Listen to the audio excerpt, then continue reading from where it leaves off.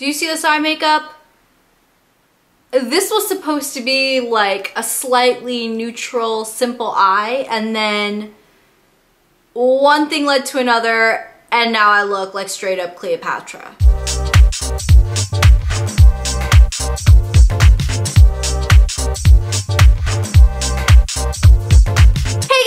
Shawnee, aka Total Makeup Junkie 101. So today I'm going to be doing a review on a new drugstore foundation. Well, it's kind of a first impressions review, checkup throughout the day kind of video. I'm excited to do this because I've never done a foundation review kind of like other people do, where they come and check up throughout the day. The new foundation I'm going to be talking about is the L'Oreal Infallible Pro Matte Liquid Foundation, and there's also the L'Oreal Infallible Pro Matte Powder that goes along with it. Now, the reason I wanted to give these a good test for you guys is because these are supposed to be a very long-wearing Demi matte type finish on the skin, and you guys all know I have very, very oily skin, so testing out a new matte foundation is always something I'm very excited to do. So I did this video a little bit differently than I've seen other people do these types of first impressions videos. I will be checking up throughout the day, but I also decided to do kind of a control side of my face and then an experimental side. Just like you guys know, in the whole scientific world, we gotta be super sciencey with this kind of stuff. So what I ended up doing was on one side of my face, I did apply my favorite foundation and my favorite powder. And then on the other side of my face, the right side of my face, I applied the new liquid foundation and powder foundation from L'Oreal. So as I check up throughout the day, we'll be able to see a true side-by-side comparison on what my face normally looks like at this time, and then what L'Oreal's new products made my face look like. These new products by L'Oreal are quite expensive. I believe I paid about $13 a piece. So the combo is about $26. As far as the claims on these two products that L'Oreal released, I really like the way L'Oreal is doing this now. They actually have a grid on the back of the product with various claims, and it's kind of checked off the claim for this particular product. So for example, the finish is supposed to be demi matte. There's a matte, demi matte, and a lumi option, and the demi matte little circle is filled in here. It's supposed to wear up to 24 hours, which is the longest wear claim. The coverage is supposed to be medium. There's a low, medium, and high. This is a medium coverage, and the texture is supposed to be air light. There's also a medium and a heavy texture. And then as far as the powder, the claims on the powder, it's supposed to be a matte finish. So unlike the liquid foundation, which is supposed to be demi matte, the powder is supposed to be a matte. It's supposed to wear up to 16 hours, so not the full 24 hours of the liquid. And the texture is also supposed to be air fine, just like the liquid. The liquid foundation claims to have oil control, and the powder claims to have shine control. So I did use these two in conjunction with one another, just because I'm sure that's kind of how L'Oreal meant for these products to be used. So let's jump right into the demo of me applying this foundation and powder to the right side of my face so you guys can see how it actually applies. So I don't know if you guys can tell, but I do already have foundation and powder on this side of my face, and this side of my face is completely bare. I just have my Benefit Professional Primer on. I used that all over my face before I applied my foundation, and then on this side of my face, kind of as my control side, the side that I know that I love, I have used my MAC Pro Longwear Foundation, and my shade for reference is NC45. And then I set with my Makeup Forever Super Matte Translucent Loose Powder. This is my favorite combination to wear. It lasts forever on my skin. So I figured that would be the perfect thing to test this new foundation and powder against. So if you guys can tell, this side of my skin definitely looks a little less even, a little less flawless. I don't have a lot of skin problems right now. Mainly what I have is texture and hyperpigmentation and redness issues. So I do have some redness through my cheeks, a little bit on my forehead, around my nose, and a little bit of hyperpigmentation blah, blah, hyperpigmentation on my chin. The side that I've already done with my MAC foundation and set with powder definitely looks a little more flawless than this side, if you guys can just tell. The MAC foundation is by no means a full coverage foundation. It's kind of a medium coverage. So I'm going to try to use pretty much everything the same on this side of my face, with the exception, of course, of the liquid foundation and the powder that I'm going to be using. So I am going to be applying it the same way I applied this side of my face, which was with a damp beauty blender sponge. I'm just going to shake up this foundation. My shade that I have in this is the Classic Tan number 109, and I believe that is the darkest shade. It was a little difficult to color match myself in the store, because if you guys can see the way the tube is, ooh, I don't want product to leak out of the bottom. This is what it looks like in the tube, and then this is how it actually squirts out onto my skin. So you guys can see it is a significant difference. I'm not sure if this is going to perfectly match me. It looks a little dark, but I'm hoping it'll work out. So I'm just going to start dotting that onto my skin. I don't want to use too much, so I'm just going to start with that much for now and start blending this in. It is a little dark. I don't know if you guys can tell. I feel like the lights are kind of making everything look cohesive, but it is a little dark. But that's definitely not something you could tell the way the packaging was on the product. I feel like had they just made it clear and not like foggy like this, you would actually be able to tell your color. Okay, so looking up close in a mirror at it, it looks really nice. It doesn't look cakey. It didn't completely cover up the redness I have in this area of my skin, but it also isn't making any of my pores look bigger, and it did dry down to a nice Demi matte finish, just like it says on the tube. I am going to build it up a little bit in the areas that it didn't completely cover up, because I'm not going to use a concealer on top of this, just for, once again, testing purposes. I am just going to apply a little bit more right in here. Like I said, right around my nose is where I have a lot of redness, and bump that in once again. So you guys can probably tell this side of my face is a little bit darker than this side of my face, because the MAC foundation I feel like matches me a little bit better than this one did. But I don't think I could go a shade down in this foundation, because the shade down from this one, which once again was Classic Tan, was really, really light. I'm going to go ahead and set with the powder. The shade I have is number 500 Sun Beige, which once again, I believe was the darkest powder. And I think this will be a pretty good match for me. And I'm just using my Hakuhodo powder brush to apply that. And normally, I don't use a super big powder brush. I like just taking this brush and kind of just sweeping it on. And I will say, once again, getting really up close to my skin, I think the foundation looks pretty nice. I think it does blend in a lot nicer once I put the powder on top, because the powder is a little bit lighter than the liquid. So the combination of both does give my face kind of an overall, this matches your skin kind of a look. I will say, once I applied that powder on top, my skin is looking a little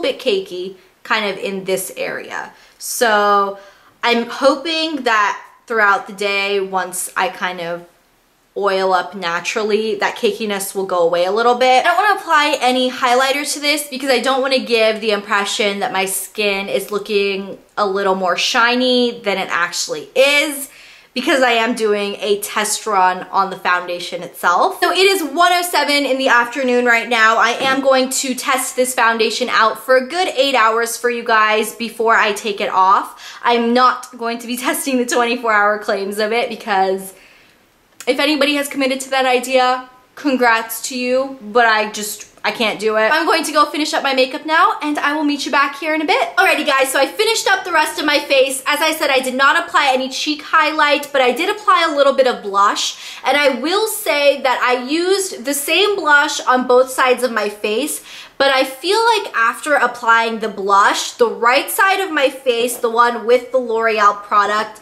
did look a little cakey. Now I did use a powder blush, but it doesn't look cakey on the MAC and Makeup Forever side of my face, but the blush and my cheeks look a little cakey on the L'Oreal side. I'm sure if I used a makeup setting spray, it would probably take away some of that cakiness and some of that slight dryness that this side of my face looks like it has, but I don't want to really mess with it anymore. I just want to see how these products perform. So that's going to wrap up this part. I'm going to check back in a couple of hours and let you guys know how it held up. Okay guys, so it is now 3:44 in the afternoon, almost 3:45. So it has been a good hour and a half, hour and 45 minutes or so. And it's looking pretty good actually. Let me zoom you guys in a little bit. I don't know if you guys can actually tell, but I am getting a little shiny on my nose and a little bit right here in this area, which is pretty much where I get shiny first. But the shine is pretty much equivalent on the control side of my face and on the experimental side of my face. It's actually holding up very well and very evenly on both sides. If I were to point out anything, it's that the blush on this side of my face has definitely faded a lot more than this side. That could have been because maybe I was touching this side of my face more, but I don't think I was. So that's a little weird that there's more blush on this side of my face now than there is on this side. I apologize about my lips too. They look really bad, but I just filmed a lip swatch video that you guys will see on Thursday, which is why my lips look all... I do a lot of those lip swatch videos for you, and I don't think people realize how much it actually takes it out of your lips. My lips literally need like a full 5 or 6 days to recover after I do a lip swatch video. It's kind of crazy. But either way, after a couple of hours, it's definitely looking good. I'm not gonna blot right now. I was thinking about it, but I don't think I am, just because I want to see after a couple more hours. Let's see how the oil builds up on my face, all that good stuff. But so far so good at 3:45. Okay guys, so it is 6:32 now, so almost been a full 3 hours since I did my last update, and normally by this time I would have blotted my skin, but for purposes of this, I didn't. And after looking at my skin up close, you can definitely tell that my skin is getting kind of oily. The oil is breaking through the foundation a little bit, but it's not too bad. My nose is still shiny. This part of my face is definitely getting pretty shiny, and the center of my forehead here, actually the entire forehead, is getting a little shiny as well. So when I kind of like do this to my face, you guys can probably see where that shine is hitting my face.